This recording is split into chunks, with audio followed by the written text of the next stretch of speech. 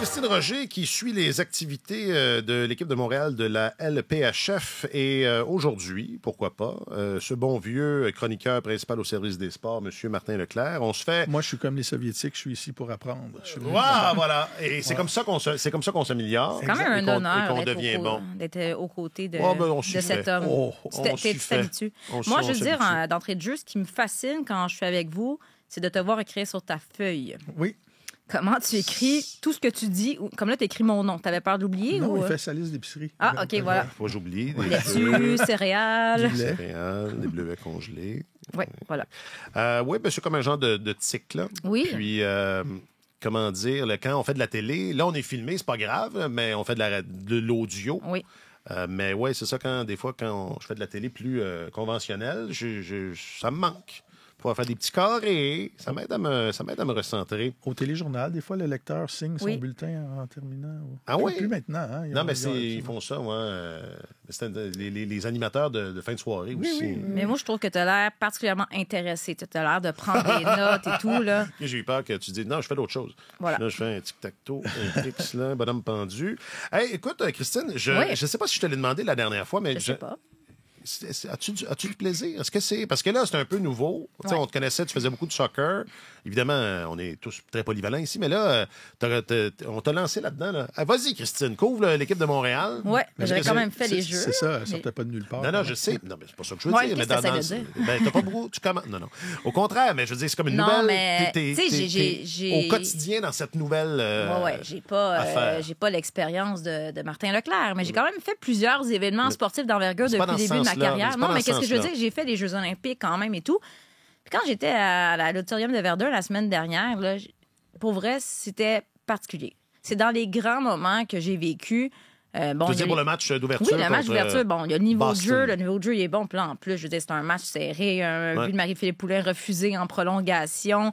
Puis, tu sais, présentement, ça ferait quoi? 3200, 3300 personnes à l'Auditorium de Verdun.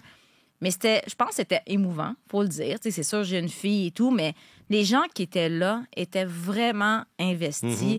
J'ai parlé aux filles aux Olympiques quand ils ont gagné la médaille d'or. Puis Marie-Philippe Poulin était plus émotive, même la veille du premier match. Je posais des questions, puis déjà, elle venait les yeux pleins d'eau. Fait que tu comprends que dans leur carrière, ça se situe très, très haut, puis c'est très on va recommencer ça, significatif pour elle, ce qu'il y avait précédemment. Un petit montage ici, Jacques-Alexis. Puis la place belle cette semaine aussi, c'est du beau jeu, du beau spectacle. Les gens se déplacent. À quoi ressemble la foule? Démographiquement, j'étais surprise. Bon, c'est sûr qu'il y a beaucoup d'enfants, de petites filles. J'ai vu des gens qui étaient là à l'époque des Canadiennes de Montréal, des Stars, des papis-mamies, beaucoup de 18-35 ans aussi. Des couples, des gars, des filles. C'est très hétéroclite. Puis moi, pour vrai, je me demandais, ça va-tu être juste des équipes de hockey mineur, de hockey féminin? Non, il y a absolument de tout. Puis je pense que c'est ça qui est le fun. Et j'y parlais beaucoup avec des gens, des jeunes filles qui voulaient aller voir Marie-Philippe Poulin. Ça, c'est une chose. Mais des gens qui, normalement, sont soit plus fans du Canadien de Montréal puis qui ont suivi leur blonde, leur fille ou peu importe. Et tout le monde, ceux à qui j'ai parlé, sont unanimes. Ouais. Ils ont aimé leur expérience, ils ont envie de racheter des billets, ils ont envie de retourner. Puis je pense qu'en bout de ligne, c'est ça qui va peut-être faire le succès de cette ligue-là, s'ils réussissent à convaincre des partisans d'acheter des billets pour le hockey féminin, pour la LPHF, plutôt que de mettre ça ailleurs dans d'autres événements sportifs. Ben c'est... J'ai très, très hâte de voir...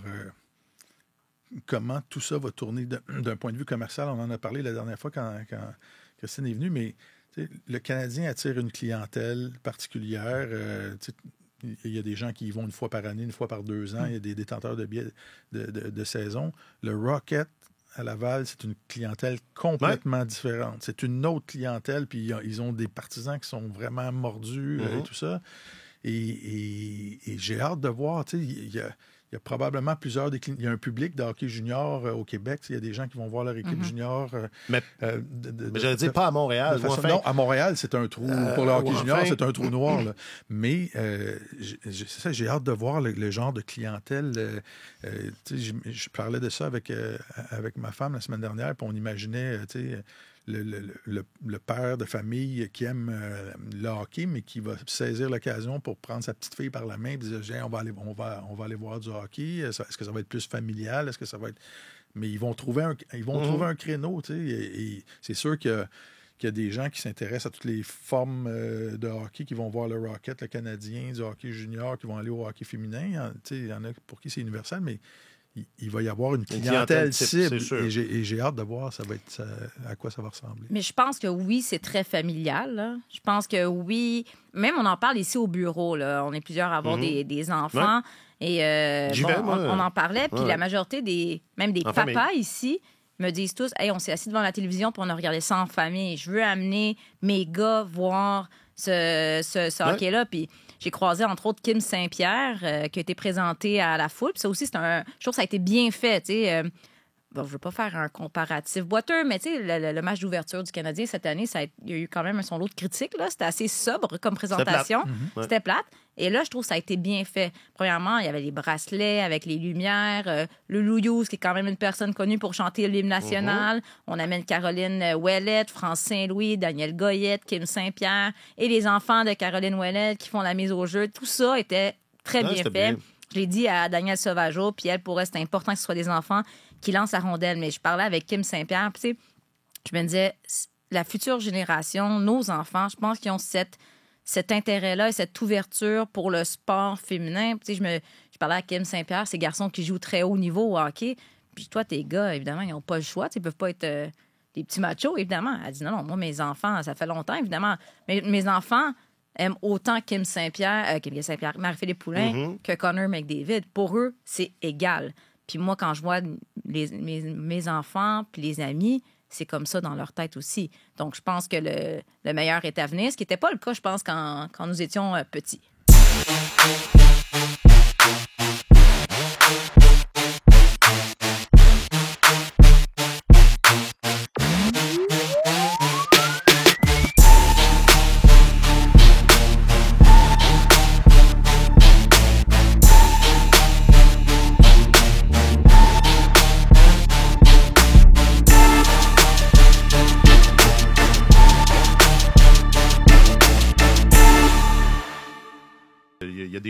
Il y a des choses qui vont en s'améliorant. Il n'y a pas juste des choses qui stagnent ou qui se détériorent. Hey, le but refusé, est-ce qu'il était bon? Il était pas bon?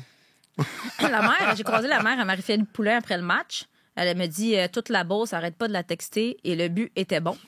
C'est comme le but d'Alain Côté. Oui, c'est ça. Voilà, la légende s'écrit sous nos yeux. C'est que ce qu'on discute, c'est que, bon, Laura Stacey jouait la rondelle. Elle a Hilary Knight sur le dos. Elle touche à la gardienne. Elle touche à la gardienne, mais avec son bâton. Et il y a la rondelle. Si Hilary Knight ne lui met pas la pression, est-ce que ça fait bouger la gardienne? Bon, c'est discutable. Évidemment, moi, j'étais dans le vestiaire de Montréal et... Tout le monde disait que c'était un bon but. Oui. Ça aurait été quand même le scénario de rêve. Ça, c'était tout un moment. Et quand je dis que la foule était investie, ce moment-là où on va à la reprise vidéo et on a toute la foule... C'est 3200, j'ai l'impression qu'il y en avait 15 000. Tout le monde fait le signe vers le centre de la patinoire. Goal, goal, goal. C'était assez exceptionnel comme moment. C'était assez cool. Je voyais les filles qui regardaient autour d'elles puis disaient « Wow, OK, la foule est dedans. » Jusqu'à ce... Excuse-moi, Martin. Oui, mais parlant d'arbitrage, une situation qui me surprend depuis le début de la saison, c'est sur les standards d'arbitrage. Là, au hockey féminin, depuis toujours, les mises en échec avec projection ne sont pas permises. Et là, les joueuses disent souhaiter qu'on permette plus de jeux physiques. Les arbitres tolèrent... Ils sont en recherche. Ils sont très tolérants dans certains matchs ou peu sur certaines autres séquences. Et je suis très surpris que la Ligue n'ait pas établi clairement ces standards-là. Ouais. Habituellement, il y a un superviseur des arbitres dans une ligue et les arbitres ont droit à un briefing en début d'année ou à une clinique ensemble. Là, la saison de hockey féminin a commencé en plein milieu de la saison. Les officiels qui sont là œuvrent dans d'autres circuits, mais quand même, je suis surpris qu'on ait un débat. La saison est avancée, puis là, les joueuses ne savent pas trop sur quel pied danser, puis... je pense que ça prend une réflexion aussi. Qu'est-ce qu'on veut que ça devienne, le hockey féminin? je suis surpris de voir les joueurs dire oui, on veut que ça soit plus robuste que ce qu'on Mais voit ça, aux Jeux olympiques. Mais c'est le cas, ça, hein, Christine? C'est Oui, les joueurs qui ont demandé. Les joueurs ont demandé, mais j'avoue que c'était justement après le match à la Place Belle, c'était un sujet de discussion parce que je pense qu'on est encore en période d'essai-erreur et je crois qu'effectivement, présentement, les joueuses ne savent pas exactement elle est où la ligne. Elle veut un jeu plus robuste, puis honnêtement, je pense que les partisans aiment ça. Jeu plus robuste, c'est comme du côté du hockey masculin, après le coup de sifflet, hey, on va protéger notre gardienne, on se repousse un peu, des mises en échec le long de la bande pour séparer le porteur de la rondelle. Ce qu'on dit, c'est pas de mise en échec au centre de la patinoire. Mm-hmm. À un moment donné, Tabine qui a fait une méchante mise en échec en plein milieu du territoire défensif. Elle a été chassée, mais tu sais, bon, et on l'a vu sur l'écran géant à la Place Belle, elle était sur le banc, elle s'est applaudie en voyant sa mise en échec, la foule a aimé ça. Corey Shervy, par exemple, en a parlé après le match. Eux autres, ils appellent ça les mises en échec nose to nose. Donc, nez à nez. Nez à nez. Donc, face à face. On dit on ne devrait pas avoir ça, que ce soit sur le bord de la bande ou au centre de la patinoire. Et là, ce qu'on a vu, c'est qu'il y avait des mises en échec le long de la bande, face à face, et on ne les a pas appelées. Ouais. Donc, ça dérangeait l'entraîneuse de Montréal. Donc, oui, on veut un jeu robuste, mais je suis entièrement d'accord avec Martin. Il faut que la ligne soit définie.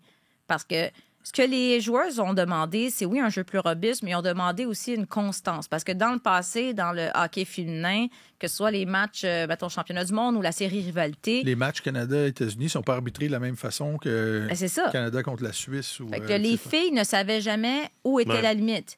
Puis j'ai parlé avec des joueuses qui ont un gabarit, on pourra en reparler. Une certaine Catherine Dubois, que c'est un cas particulier, qui avait été choisie comme... Elle n'a pas été choisie, en fait. C'était une joueuse de réserve. Elle me disait que toute sa vie, en fait, puis je pense que c'est ce qui lui a nuit, qui a fait qu'elle n'a pas été sélectionnée dans les 23 joueuses régulières, elle jouait sur les talons toujours. Parce que sinon, avec son gabarit, elle était toujours pénalisée. Elle ne pouvait pas utiliser son corps à sa guise. Et là, finalement, elle peut l'utiliser. Mais jusqu'où? Il faut qu'elle sache. Là. Est-ce que j'y vais à fond de train ou il faut que je me garde une petite réserve? Est-ce que tu sais si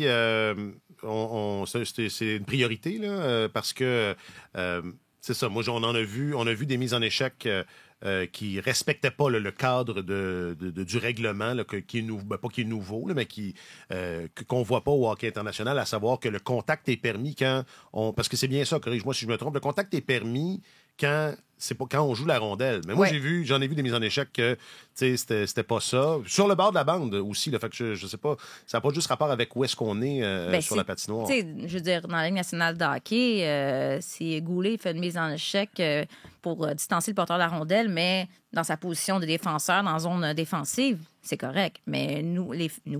Nous, les filles. Je parle au nom. Les femmes, c'est interdit. Donc, oui, je pense que c'est un des... Il y a plein de dossiers qui sont encore en train d'être étudiés. En parenthèse, entre autres, là, c'est des vols commerciaux. Je ne sais pas si vous en avez entendu parler de ce qui s'est passé lors du match à la Place Belle contre New York. 5 minutes avant le début du match, je rencontre le directeur général Pascal Daou. En fait, ce qui est arrivé, c'est que, tu sais, Montréal, Toronto, New York, Montréal, c'est des petits vols commerciaux. Les poches de hockey, comme on dit, ne rentrent pas toutes. Alors là, on envoie les poches dans un autre vol qui va passer par Atlanta. Mais rendu à Atlanta, il y a 3 vols annulés. Là, il y a des AirTags. À un moment donné, on ne sait plus sont où les poches, tu comprends?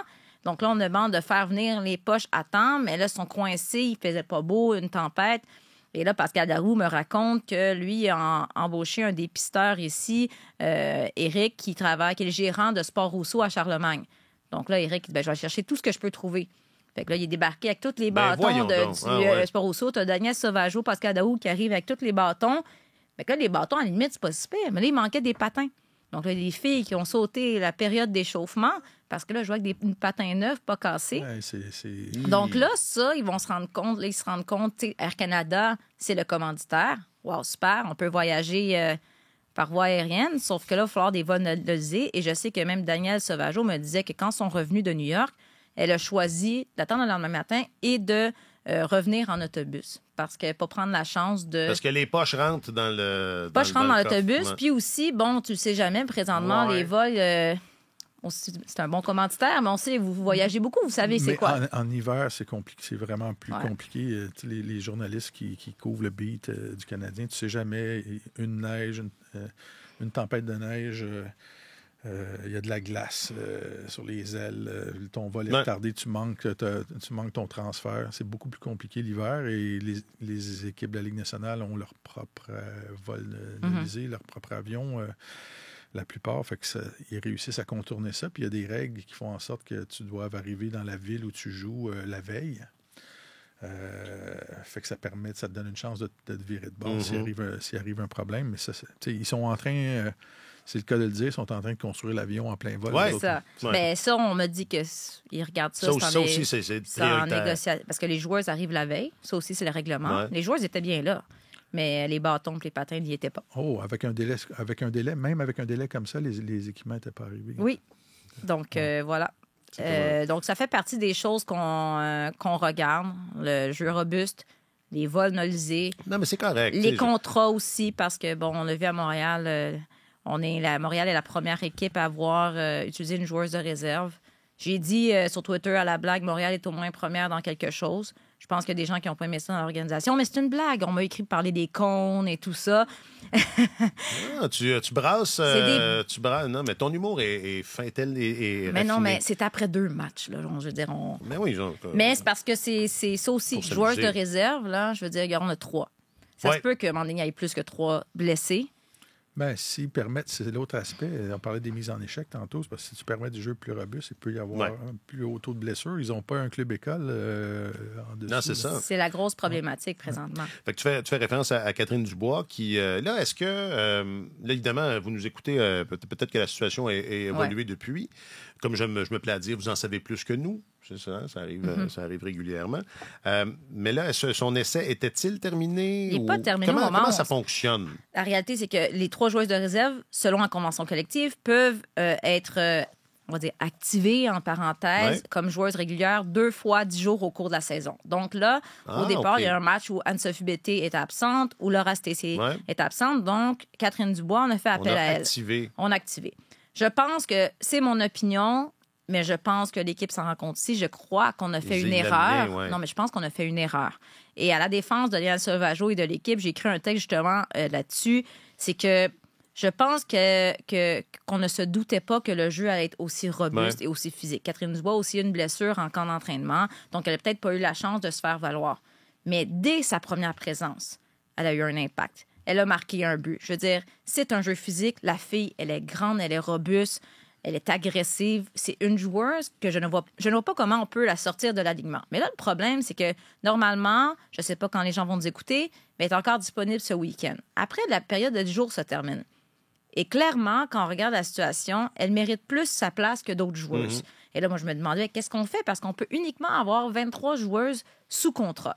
Et là, ce que je me suis rendu compte, c'est que les contrats d'1 an ne sont pas garantis cette année. Donc, ce qu'il faudrait faire, c'est libérer une joueuse qui a un contrat d'1 an, soit la libérer complètement ou lui donner un contrat de joueuse de réserve pour que Catherine Dubois devienne une joueuse régulière. Et là, quand tu regardes les contrats d'1 an, ben là, Anne-Sophie Bété, on oublie ça. C'est sûr qu'elle reste 36 ans. Parce qu'ils n'ont pas tous des contrats d'1 an. Non. Contrat de 2 ans ou contrat de 3 ans, c'est garanti. Contrat d'1 an, ben il y a une Jillian Dempsey, il y a peut-être Marchment, il y a quelques possibilités. Et je sens que là, on est là-dedans. Et Corey Chevry, elle ne s'est pas cachée qu'elle aime Catherine Dubois. Et elle a dit ouvertement, j'aimerais ça, vu qu'il n'y a pas de club école, elle dit, j'aimerais ça pouvoir avoir 25 ou 26 joueuses avec lesquelles je peux jouer selon l'adversaire, selon l'état physique des joueuses. Parce que là, elle a les mains liées. Puis ça fait en sorte que, bon, tu vas-tu vraiment te priver d'une Catherine Dubois? Je ne sais pas comment on va faire. Puis, tu sais, ils ont fait une évaluation avant le début de la saison, sans savoir ce serait quoi le style de jeu. Puis c'est pas une science exacte. Non, mais c'est normal. Mais dans la Ligue nationale, si tu rappelles un gars du Rocket, puis que finalement, il fait mieux qu'un autre, bon, là, il y a une question de contrat, ça se peut peut-être à soumettre au balotage, mais tu as toujours une marge de manœuvre où tu peux en laisser un sur la galerie de presse. Fait que là, on n'a pas cette possibilité-là présentement avec Montréal. Donc, je crois que ça aussi, on étudie cette possibilité-là. Est-ce qu'il va falloir que les équipes aient plus de latitude? Je pense que c'est la demande des dirigeants d'équipe présentement. Là. Hey, ça me fait penser, Mélodie Daou a un contrat comme ça? Oui, un contrat. De réserve. De joueuse de réserve. Selon Premièrement, elle a une condition particulière où elle ne peut pas, elle n'est pas disponible en tout temps. C'est ça. pour des raisons personnelles, familiales. Ouais. Elle est aussi responsable du programme au Collège Bourget Prep School. C'est sûr qu'à première vue, si tu as besoin d'une fille en renfort au début de la saison ou tu en as besoin d'une à la fin de la saison ou en série, ben là, tu gardes Mélodie Daou pour plus tard. C'est un peu ça qu'on pense qui se passe. Hein. On sait un peu ce qui se passe. Mais là aussi, moi, j'ai demandé à Jenna Efford, quand j'étais au tournoi préparatoire, j'ai dit, mettons que tu as plus que 3 blessés. En fin de saison, la fin de saison de la Ligue professionnelle féminine, la saison Prep School va probablement être terminée. Voilà. Elle va avoir du temps libre. C'est ça. Je te dis, Mais sauf il que- voit tout. Sauf que Il si, voit mettons, tout. t'as plus que 3 blessés, là, je dis, ben, vous faites quoi? Parce que t'as pas de club Ouais, école. ben ouais. Fait que là, ça, les équipes pourraient aller piger dans les joueuses de réserve d'une autre équipe. OK. Donc, exemple, New York vient piger dans les joueuses de réserve de Montréal. New York prend Poznikov et Poznikov ne peut pas jouer contre Montréal. Mais ça, je trouve ça un peu Ouais. très bizarre. Ouais, c'est bizarre. Puis j'imagine que la joueuse a son mot à dire aussi. Non, mais sauf qu'en même temps, t'es joueuse de réserve avec un salaire moindre, Ouais, puis tu ok. te fais offrir un contrat de régulière ailleurs. Est-ce que... Mais tu sais, il y a une question fondamentale de profondeur, de bassin de joueuses dans ça. Je sais pas jusqu'à quel point ils vont être capables de le régler rapidement. Quand je parle de rapidement, en 1 an, 2 ans, 3 ans, peut-être, effectivement, ils vont peut-être devoir élargir Ouais. le bassin de joueurs dans chaque de joueuses. Ben, dans ça chaque équipe. semble, à la lumière de ce qu'on voit là, ça semble quelque chose Parce que l'ère des clubs écoles, je pense pas qu'on soit. ça m'étonnerait aussi. Ouais. Non, c'est ça. Puis il y a des très bonnes joueuses qui s'en viennent. Je pense qu'une des ligues qui est très, très bonne, c'est la Ligue suédoise. Beaucoup de Finlandaises, d'Asiatiques qui ont envie de faire le saut, venir ici. Et qui étaient déjà liés par contrat là-bas. Voilà. Il y aura, c'est ça, les prochains repêchages aussi, il y aura tout l'influx de joueurs universitaires aussi. Ça va se renouveler à chaque année. Mais c'est vrai que le prochain repêchage risque d'être très, très riche. Juste finir sur Daou, est-ce que j'ai compris ou lu ou entendu ou juste fabulé qu'elle est là souvent ou elle s'entraîne beaucoup? Elle s'entraîne avec... toujours. C'est ça, elle Dès s'entraîne qu'elle toujours. n'est pas occupée avec l'équipe du Collège Bourget, elle est là. Puis je l'ai croisée justement. Puis je dis, t'es encore pas pire. Là. Mais tu sais, c'est parce que... Christine est l'art de se faire des amis. Non, mais Hey, je te regardais, t'es je l'ai correct. beaucoup côtoyé, mais c'est drôle parce que on regardait ça puis on disait c'est pas beaucoup d'équipes qui ont le luxe d'avoir une joueuse réserve Non, c'est qui ça. serait sur le premier trio de n'importe quelle équipe. Voilà. t'sais. Et c'est pour ça que je voulais faire une parenthèse à son sujet. Hey, on emballe ça. Tu as écrit ton titre m'a fait sursauter parce que, tu Qu'est-ce sais, que nous j'ai autres, écrit? là, j'y arrive. Tu sais, nous autres, là, ça fait quoi, 6 ans là, qu'on commente ça, nous autres, là. Nous autres, le hockey, tu sais. Ouais. Bon. Vous connaissez ça. Puis le match des étoiles, nous autres, là. Ouais. Tu sais, on fait regarde. On regarde ça de haut. Hey, un Ben peu. oui. Puis là, Jacques-Alexis nous chicane. Puis là, on fait, hey, regarde. Non, mais dans les faits, Les joueurs journalistes, aussi. les journalistes qui sont affectés à la couverture de la Ligue nationale Non, c'est ça. Ben, c'est- prennent regarde. tous leurs vacances. Ce week-end-là, Durant regarde, ça, c'est un beau cette party semaine. et tout, mais Et c'est ça. certains joueurs aussi. Oui, la plus belle. Oui, Regarde de ça plus de en haut. plus. De plus en plus. Et là, ton titre, c'était quoi donc? C'était Qui dramatique. n'ont pas le droit à l'erreur, ou Ouais, quelque chose comme n'ont pas ça. le droit à là. l'erreur, C'est pas ouais, moi qui j'ai l'ai toi, dit, là. Tu sais, c'est Marie-Philippe Poulin. C'est ça. Parce Parce que, que- bon, les filles vont être là, Ouais. puis elles prennent justement, elles prennent ça au sérieux. Mais c'est parce que, tu sais, est-ce qu'on n'a pas d'histoire? Elles savent qu'il y a encore beaucoup de détracteurs. Marie-Philippe l'a dit, il faut qu'on prenne ça sérieusement. On a une occasion de showcase, de mettre en lumière le hockey féminin. Puis si on n'est pas... pardon, le micro. Si on n'est pas à notre meilleur, ben il y en a qui vont en profiter pour dire c'est plate, le hockey féminin. Tu sais, ils ont une occasion de... Ouais. C'est une vitrine exceptionnelle. Ça va très bien. Qu'est-ce qu'elles vont faire exactement? C'est un tournoi à 3 contre 3. Donc, il va y avoir un tournoi féminin. Oui, le jeudi. OK. Le jeudi, la journée des médias, il y a un tournoi à 3 contre 3. Donc, c'est pas nécessairement... premièrement, c'est pas les étoiles dans le sens où les joueurs étaient déjà déterminés avant le début de la saison, mais ils ont pris les plus grands noms. Ils ont séparé ça en deux. Puis, on fait un tournoi de 3 contre 3. OK, deux équipes, donc. 2 équipes. Et pour vrai, j'ai pas les détails. Je m'attends, comme dans le passé, à ce qu'il y ait des joueuses qui participent au concours d'habileté. Je sais pas qui, je sais pas quoi. Je vous reviendrai avec ça quand Appelle-nous. j'aurai l'information. Je t'appelle, Alex. OK. Mais tu sais, c'est une vitrine exceptionnelle, comme les joueuses disaient, d'être à la télévision, de côtoyer des joueurs de la Ligue nationale de hockey. C'est une occasion de plus de convaincre des gens d'encourager, d'investir dans le hockey féminin, d'aller les voir jouer. Puis on peut pas juste être bof. Tandis qu'un joueur de la Ligue nationale, il peut prendre ça à la légère ce week-end-là, mais pas une Laura Stacey, pas une Marie-Philippe Poulin. L'enjeu est totalement différent, là. Non, puis c'est une bonne attitude, contrairement à d'autres. À nous, entre autres. Je conclurai là-dessus, parce que c'en est un signe, mais je trouve qu'il y a... Et quand tu es venu nous visiter la dernière fois, Christine, tu étais fâchée parce que le Canadien n'avait pas fait de clin d'œil ou n'avait pas fait de... J'étais pas fâchée, mais je soulevais. T'as quitté le studio en furie. Ben là, ils se sont un peu réveillés. Mais okay. oui. Mais vous pensez quoi de... Il y a comme une... On sent que, autant au niveau des équipes que de la Ligue, dans ce cas-ci, je parle de la Ligue nationale de hockey, on sent qu'il y a une petite tape dans le dos, ou je sais pas, là, un petit encouragement. Est-ce que c'est suffisant? Est-ce que vous êtes surpris? Est-ce que... Martin t'avait dit que c'est des grandes filles puis ils n'ont pas besoin de ça. Oui, mais c'est vrai. Moi, je pense ça aussi. Et j'ai un peu la même vision par rapport à la présence des filles pour jouer des matchs 3 contre 3, matchs des étoiles. Les gens, autant le hockey à 3 contre 3 masculin en prolongation qu'on voit dans la Ligue nationale, c'est pas le hockey. Le vrai hockey. Ce sera pas, je pense pas que dans ce tournoi à 3 contre 3 là, les gens vont voir c'est quoi le vrai hockey féminin. Mais c'est une vitrine. C'est une ligue qui démarre. Ils ont besoin de rejoindre, de se faire voir par le plus grand nombre d'amateurs de hockey possible en Amérique du Nord. Donc, c'est une fenêtre publicitaire. Moi, je suis un grand garçon. Là. J'ai pas besoin de rien. Mais si tu veux me donner 100 000 $, je vais le prendre. Ben oui, absolument. Veux-tu? Hein? Tu veux-tu? Moi, si je veux que quelqu'un me donne 100 000 $, j'ai pas de problème. J'ai pas de problème avec ça. Mais tu sais, moi, je pense important qu'elles développent leur propre marque, qu'elles développent leur propre public. Puis c'est beau. Tu sais, si elles profitent de l'aide, il faut que tu profites de l'aide de tout le monde. Là. Puis la Ligue nationale est établie, puis rejoint beaucoup d'amateurs de hockey en Amérique du Nord. Mais je suis persuadé qu'elles vont développer quelque chose aussi. de complètement différent, puis qui va être apprécié avec le temps. Mais je pense qu'elles doivent pas trop se coller sur la machine de la Ligue nationale. Sans trop se coller pour être là quotidiennement. Je pense que présentement, c'est une saison de test. Donc, il y a eu des matchs à l'Auditorium de Verdun, des matchs à la Place Belle. L'Auditorium de Verdun, l'ambiance est incroyable. Là, ils ont ajouté un écran, on n'a pas vraiment de reprise vidéo. C'est un bon test. Puis c'est sûr qu'on aimait mieux avoir un amphithéâtre, un aréna plein que d'avoir quelque chose à moitié, puis on ne savait pas si ça allait fonctionner. Je pense que l'Auditorium de Verdun sera le centre d'entraînement, mais ce n'est pas le scénario idéal pour assurer une pérennité.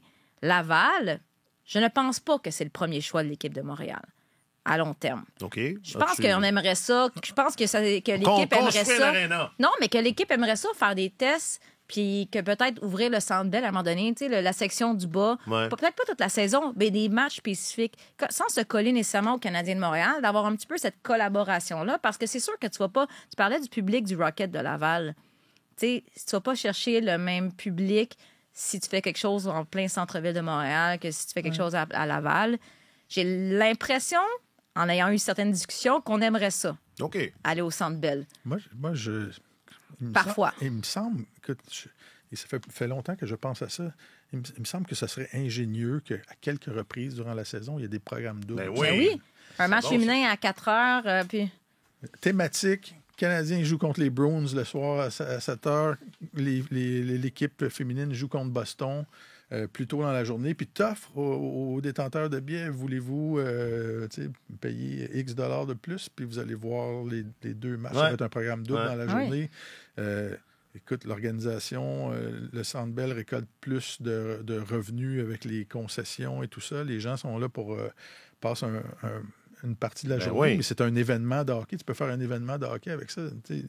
Je pense qu'à ce niveau-là, et ça permettrait sans doute d'initier des gens qui ne connaissent pas le hockey féminin, mais de trouver le bon amphithéâtre. C'est pas évident. De trouver le bon amphithéâtre qui va convenir parfaitement pour cette équipe-là. Je suis d'accord avec toi, ce ne sera pas facile parce que Verdun, là, c'est tout nouveau, tout beau. Il y a beaucoup de gens qui vont y aller, mais je répète, dans les 30 dernières années, il n'y a aucune équipe de calibre supérieur qui a fonctionné à Verdun au guichet. Et à Laval, si mettons, l'équipe féminine rejoint constamment des foules de 3-4 000 personnes, mais 3-4 000 personnes dans un amphithéâtre de 10 000 places, c'est pas la même ambiance. Alors, un jour, elles auront peut-être leur propre amphithéâtre. On commence à voir ça au soccer féminin. Est-ce que c'est Kansas à Kansas City? Mais ça, on n'est pas là. On peut rêver. Il y en a un beau neuf là, à Québec. On ne peut pas l'amener. Ben, c'est pour avoir. Comment Parce ça qu'il y a marche? entre autres un match au mois de mars, je ne me trompe C'est trop pas, gros. qu'on ne connaît pas encore, ça va se situer où. Puis on parle de faire des matchs en terrain neutre. Donc, parce que ce sera Québec, où les gens parlaient peut-être plus des villes de la Ligue nationale, où il n'y a pas encore d'équipe, Ouais. peut-être faire des tests. Certains parlent de Seattle, qui pourrait être une option éventuellement pour avoir une expansion. Donc, voyons voir. On est à l'étape de test, mais à date, les tests se passent très, très bien. Bon, ben, on va se souhaiter un beau printemps. Hein? Mon Dieu, déjà. Ben, je pense que ça va être. Moi, non, je t'en avance. On va se souhaiter un bon début d'année. Oui. C'est correct, ça? Un bon premier trimestre. Il n'y a, Voilà. pas quoi déjà 20 de la saison passée? Ça va vite? Oui, oui. Oui, ça va vite. Martin Leclerc, je rappelle que tu es notre chroniqueur principal au service des sports. Un grand merci, mon vieux. C'est toujours un plaisir. Merci d'avoir fait notre éducation. Christine. Oui, il a Merci appris. de me faire de la place. Il a appris. Christine Roger, tu es la journaliste affectée aux affaires de cette équipe montréalaise et l'ensemble des activités de la LPHF. Merci beaucoup. Merci à vous. Hey, je m'appelle Alexandre Coupal. Bonne continuation. Sur tous les terrains et sur tous vos appareils, Radio-Canada Sport.